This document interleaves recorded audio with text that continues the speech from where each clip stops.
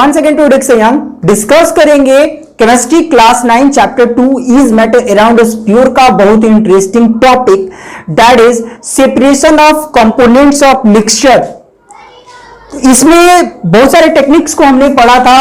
आज जो हम लोग टेक्निक्स के बारे में बात करने वाले हैं वो है क्रोमेटोग्राफी।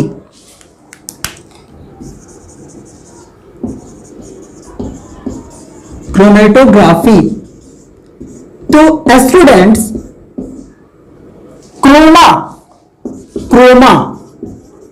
क्रोमा या फिर इसे सी से भी लिखा जाता है क्रोमा और क्रोमा मीन्स कलर। ग्रीक में जो क्रोमा का मतलब होता है वो होता है colour and this chromatography, graphy means writing. जब हम दोनों को ऐड करते हैं तो what is the meaning of chromatography? Chromatography implies a word sentence that writing in colours. तो ये नाम इसलिए दिया गया क्रोमेटोग्राफी क्योंकि पहली बार जो प्रयोग किया गया था इस टेक्निक का वो डाइज से कलर्स को सेपरेट करने के लिए। डाइज जो कलर्स है उसमें कंपोनेंट ऑफ कलर को अलग करने के लिए इसका प्रयोग किया गया था। That's why the name is given chromatography. लेकिन फिलहाल में ये जो क्रोमेटोग्राफी टेक्निक है इसका अलग अलग फील्ड्स में हम लोग प्रयोग करते हैं। जैसे ब्लड में ड्रग्स की जो मात्रा होती है उसको सेपरेट करने के लिए, ड्रग्स की मौजूदगी का पता लगाने के लिए ब्लड में, और नेचुरल कलर से जो डाइज होते हैं उनको निकालने के लिए, नेचुरल डाइज से कलर्स को सेपरेट, कलर के कंपोनेंट्स को सेपरेट करने के लिए, और प्यूरिफिकेशन के प्रोसेस में भी आइडेंटिफाई करने के लिए हम लोग इसका प्रयोग करते हैं। क्रोमेटोग्राफी के बहुत सारे फील्ड्स हैं। ऐसा एक बहुत इसका एक देखा जाए तो रेंज जो है बहुत वास्ट है। क्रोमेटोग्राफी सिंपल एक वर्ड दिखता है लेकिन अब तक से इसके बहुत सारे फील्ड है। जैसे एब्जॉर्प्शन क्रोमेटोग्राफी, पेपर क्रोमेटोग्राफी, इसके अलावा आपको मिलेगा गैस क्रोमेटोग्राफी, और भी इसकी टेक्निक होता है, एक और कुछ होता है। तो यहां पर जो है ये सारे बहुत सारे टेक्निक्स होते हैं क्रोमेटोग्राफी में। फिलहाल में जो आज हम लोग डिस्कस करने वाले हैं वो पेपर क्रोमेटोग्राफी का के बारे में पढ़ने वाले हैं, और ये सबसे इजीएस्ट वे है, ये सबसे अच्छा तरीका है, बहुत आसान होता है, इसीलिए हम लोग इस क्लास में पेपर क्रोमेटोग्राफी के बारे में ही पढ़ने वाले हैं। तो पेपर क्रोमेटोग्राफी में करते क्या चीज है, ये जो टेक्निक होती है वो ऐसा, पहले इसको समझिए इसके पीछे का प्रिंसिपल क्या है, क्यों हम लोग इसका प्रयोग करते हैं, क्रोमेटोग्राफी क्यों उपयोग करते हैं, किस प्रकार के सबस्टांसेस होंगे, किस प्रकार के कंपोनेंट्स होंगे मिक्सचर में कि जिसको अलग करने के लिए हम लोग इस टेक्निक का यूज करते हैं, इसको समझना है पहले। तो ऐसा एक सॉल्वेंट में मिले हुए बहुत सारे सॉल्यूट, मतलब एक सॉल्वेंट है उसमें बहुत सारे सॉल्यूट मिले हुए हैं और वो इस तरीके से मिले हुए हैं कि कंप्लीटली डिसॉल्व है और स्मॉल अमाउंट है उसका। ठीक है, इस बात को समझिए एक अच्छे तरीके से। सपोज करो कि मेरे पास में कोई कलर है, ये मेरे पास में है ब्लू कलर, है ना। तो ये ब्लू कलर जो है, अब यहां पर मैंने ब्लू कलर ऐसे बना दिया। अब आप जान करके आपको हैरानी होगी, इस ब्लू कलर में भी आपको हल्का सा रेड, ये मिलकर बना हुआ है रेड से, ब्लू से और ब्लैक से, इन सारी बहुत सारे इसमें कलर है, मतलब बहुत सारे डाइज ऑफ कलर्स है। अब इनको मुझे सेपरेट करना है, देखो कितना कॉम्प्लिकेटेड वर्क है। इसमें थोड़ा सा वाटर का भी सैंपल होगा ऐसे करके।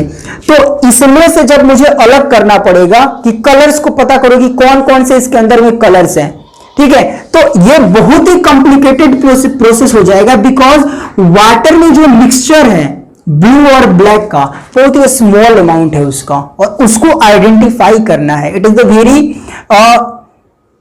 Hard process to identify. बहुत ऐसा लग रहा है ना, बहुत डिफिकल्ट है ये।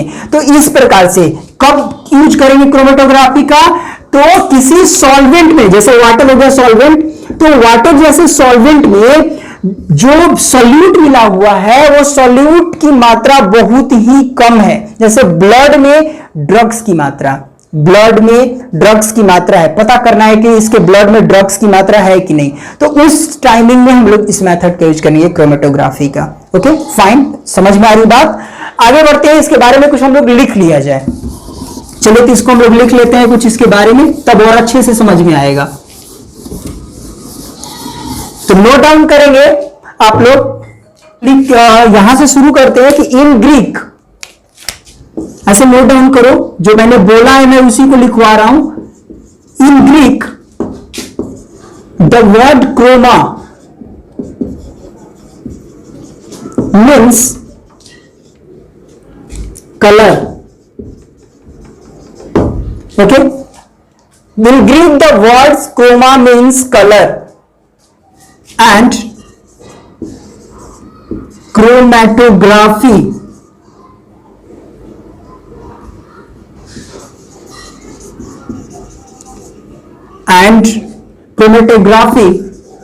implies writing in color.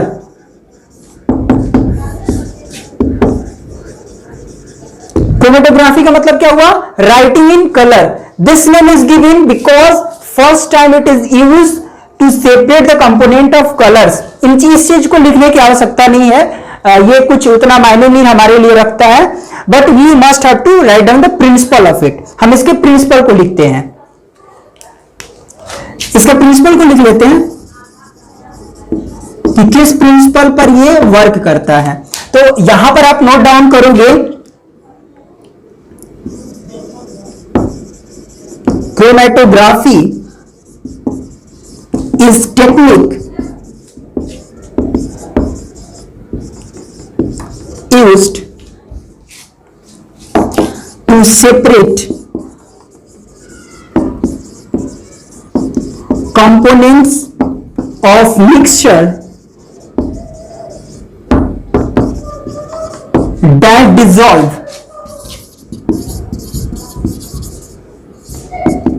in same solvent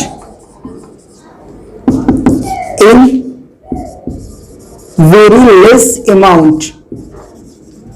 okay, तो बहुत ही कम मात्रा में होना चाहिए और सेम सॉल्वेंट में क्या होना चाहिए? डिसॉल्व होना चाहिए। तो बड़ा ही कॉम्प्लिकेशन हो जाएगा ऐसे इसको सेपरेट करने में, इसको निकालने में। तो उसके लिए हम लोग क्या करते हैं? क्रोमेटोग्राफी टेक्निक जो है उसका हम लोग उपयोग करते हैं। और आगे इसमें हम लोग जानेंगे कि the separation of different component of mixture is depend upon the different solubilities. और देखो इसमें क्या चीज है कि जो सेपरेशन होगा वो इस बात पर भी डिपेंड करता है कि जो सॉल्युबिलिटी होती है एक ही सॉल्वेंट में, वो कंपोनेंट्स की अलग अलग होती है। तो इस बात को भी हम लोग राइट डाउन कर लिया जाए, इसमें लिख लेते हैं less amount and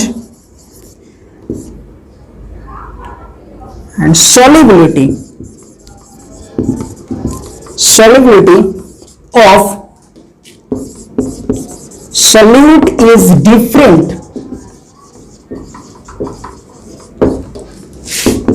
in same solvent। Okay, इस बात को समझो। ये लास्ट वाली लाइन जो है इसको आप क्लियर करो, इसको अच्छे तरीके से समझो। मैंने क्या लिखा हुआ है? लिखा है कि solubility of solute is different in same solvent। ठीक है ना? जैसे अगर मान लो कि यहां पर मैंने एक छोटा सा एग्जांपल दिया था कि जैसे ब्लू कलर वाला इंक था और उस ब्लू कलर के इंक में थोड़ा सा ब्लैक भी शामिल है, थोड़ा ब्लू भी शामिल है, थोड़ा सा कोई पर्पल कलर भी हल्का सा उसमें शामिल है, और उसमें से हमको कलर के डाइस को अलग करना है।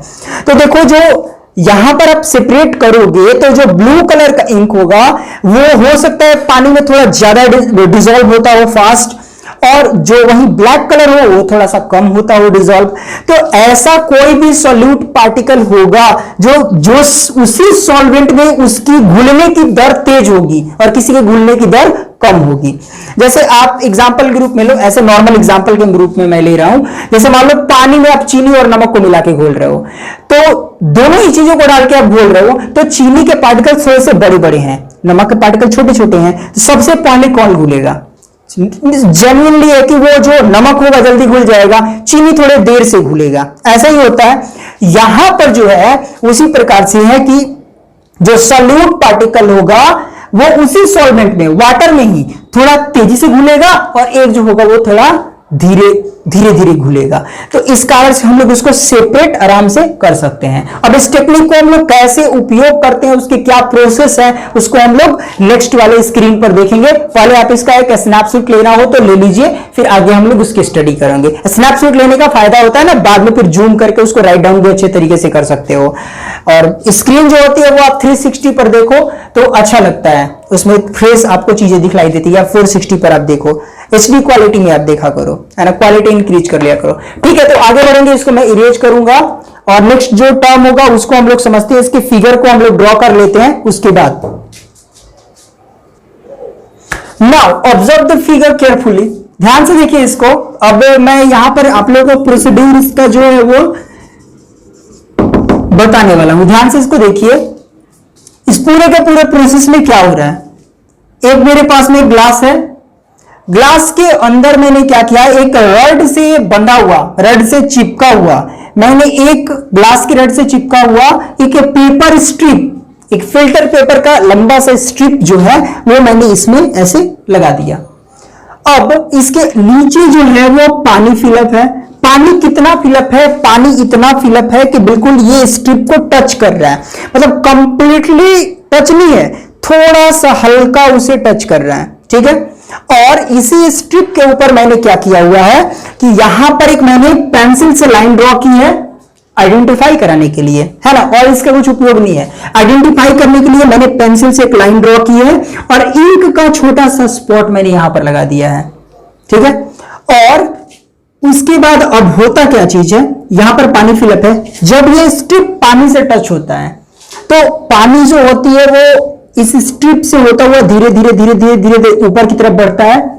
जैसे ऐसे जो स्ट्रिप्स होते हैं वो इस प्रकार से रेसेदार होते हैं, इस प्रकार से, और यहां पर पानी टच हुआ तो ये इससे ऐसे करते करते वो फ्लो में होता हुआ ऊपर पहुंचता है इंक तक। और जब इंक तक पहुंचता है, या फिर कुछ मामलों में हम लोग क्या करते हैं कि अपना जो इंक स्पॉट वहां पर है वो यहीं पर इंक स्पॉट हम लोग लगा देते हैं। ठीक है, ऐसा भी करते हैं। तो इंक स्पॉट जो यहां पर है, जैसे ही वो पानी से टच होगा तो अब देखो उसमें क्या चीज, डाइज जो होता है वो मिक्सचर ऑफ मल्टीपल कलर्स होता है। तो जो कलर पानी में ज्यादा फास्टर सॉल्युबल होता है, तेजी से डिसॉल्व हो जाता है, तो वो जो है वो जल्दी डिसॉल्व होगा और पानी के साथ उसी स्पीड से ऊपर उठेगा। जो ज्यादा तेजी से सॉल्युबल है वो तेजी से ऊपर उठेगा, और जो सॉल्युबल नहीं है वो वहीं का वहीं रहेगा, धीरे धीरे धीरे धीरे डिसॉल्व होना शुरू होगा। तो इस तरीके से क्या होगा, आप देखोगे कि जो फास्टर डिसॉल्व कलर्स है वो ऊपर की तरफ, और जो स्लोअर सॉल्युबल है, मतलब धीरे धीरे घुलने वाले हैं, वो नीचे की तरफ यहां पर आपको सेपरेट होते हुए दिखलाई पड़ेंगे। तो आप कुछ समय के बाद में एक स्ट्रिप ऑफ ऐसे लाइनिंग देखोगे, आप ऐसे ऐसे लाइनिंग कुछ देखोगे, यहां भी आप कुछ ऐसे ऐसे लाइनिंग ऑब्जर्व करोगे। तो इस लाइनिंग को देख के आप कंक्लूड करोगे कि ओ इसमें ये कलर मिले हुए हैं, है ना। आप देखो जनरली आपको एग्जांपल देते हैं, कभी कभी आप पुरानी कोई कॉपी उठाना, अपनी पुरानी कोई कॉपी उठाना, या फिर अपनी ही कॉपी पर कभी लिखते लिखते पसीने से ऐसे चिपक जाता है जब हाथ, है ना, जेल वाले पेन से लिख रहे हैं, पसीने से हाथ चिपक गया वहां पर, या फिर कोई पुरानी कॉपी होगी आप उसको उठा करके देखोगे तो उसमें जो लिखावट होती है, उस लिखावट के अगल बगल कुछ धुंधले से डिफरेंट डिफरेंट कलर आपको दिखलाई पड़ने लगते हैं। जैसे ब्लू है तो ब्लू में आप देखोगे कि हल्का रेडिश कुछ कलर निकल के दिखाई दे रहा है ना।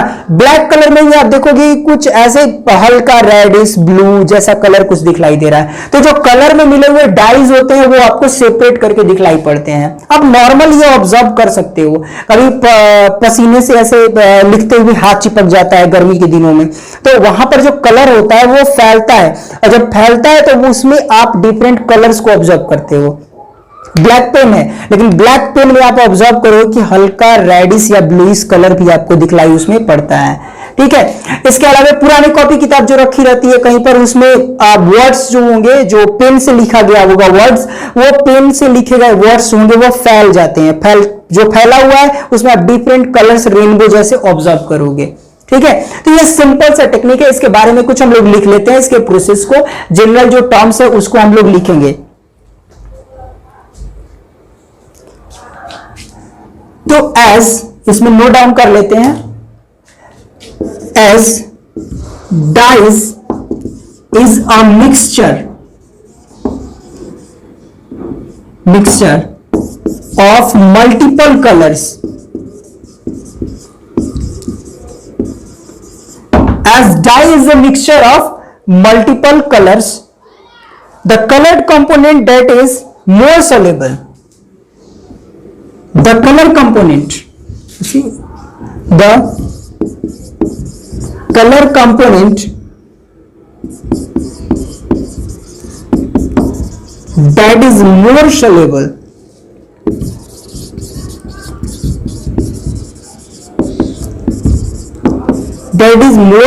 in water.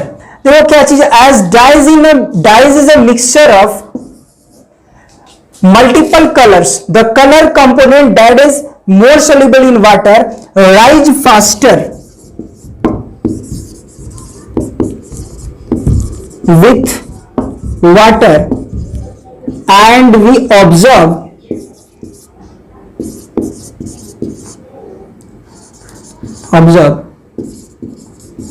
separation between them,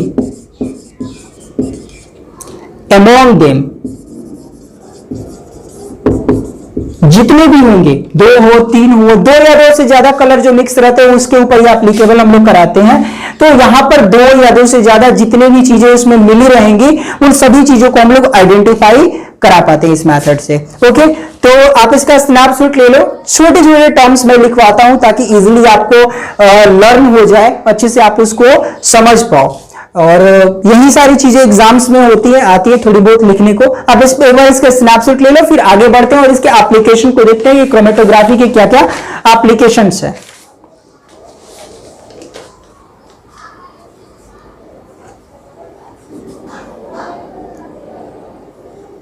okay, तो मैं इरेज करूं इसको।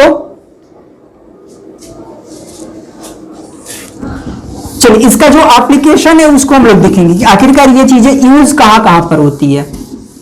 तो एप्लीकेशन ऑफ क्रोमेटोग्राफी, आप सोच देखो इसमें, तो मैंने इसको तो पहले ही बोलने के क्रम में डिस्कस कर दिया था, बट लिखना थोड़ा सा जरूरी है। तो एप्लीकेशन ऑफ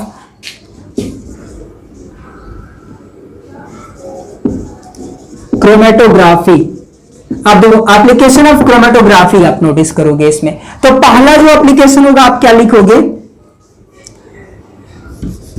आप ऐसे पहले लिख लो, क्रोमेटोग्राफी इज यूज्ड इन, ठीक है। उसके बाद नंबर 1 डालते हैं, separation of drugs from blood, ठीक है। तो ब्लड में ड्रग्स जो होते हैं उनको सेपरेट करने के लिए, उनको आइडेंटिफाई करने के लिए हम लोग प्रयोग करते हैं। और दूसरा क्या चीज हो जाएगा, pigments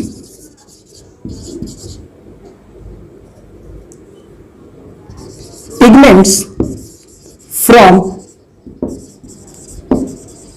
natural colours, dyes of natural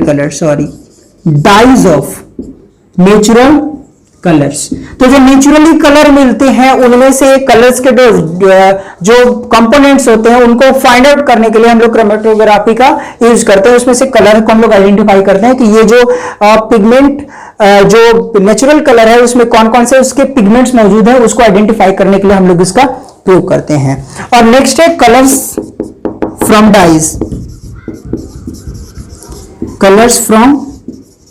dies.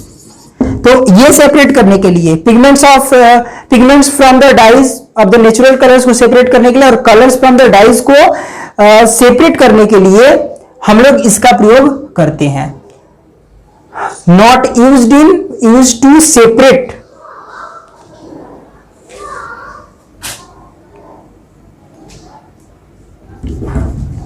used to separation of, number 1 यहां से आप लिखो, नंबर 1 ये drugs from the blood, pigments from the dyes of the natural colours from the dyes. Okay, ये यहां से होगा, ये तीनों चीजें कंटिन्यू इसमें होंगी।